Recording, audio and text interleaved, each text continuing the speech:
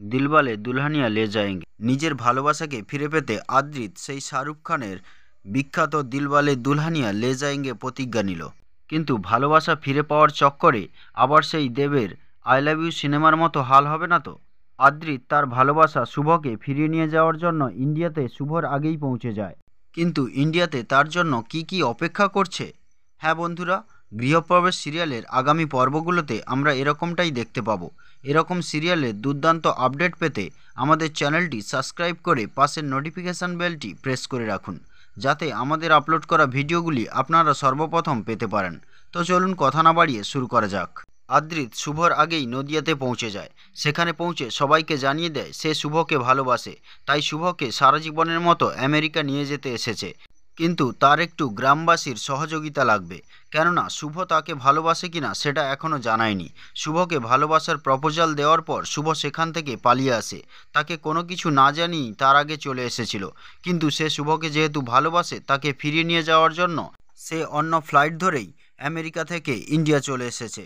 তাই এখন শুভকে রাজি করানোর জন্য গ্রামবাসীকে সাহায্য করতে হবে।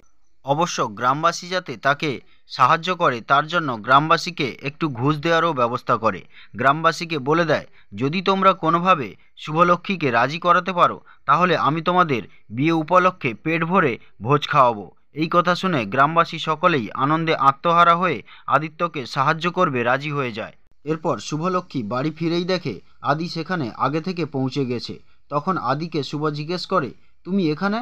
তখন আদি বলে, হ্যাঁ শুভ, আমি এখানে চলে এসেছি। তুমি ধরা পড়ে গেছো। আমার ভালোবাসা আমার সামনের থেকে না স্বীকার করলে কি হবে? আমি বুঝে গেছি তুমি আমাকে ভালোবাসো, না হলে তুমি সেখান থেকে আমাকে লুকিয়ে চলে এলে কেন? কেননা তুমি আমার সামনে দাঁড়িয়ে মিথ্যে কথাটা বারবার বলতে পারবে না, তুমি ধরা পড়ে যাবে, সেই ভয়ে পালিয়ে এসেছো।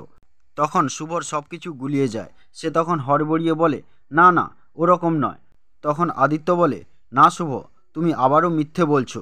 তুমি যদি আমাকে না ভালোবাসতে, তাহলে আমার দেওয়া সেন্টটা এতদিন পর ব্যবহার করলে কেন?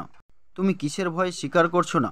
জানি তোমার সঙ্গে ওখানে আমার বাড়ির অনেকেই খারাপ ব্যবহার করেছে।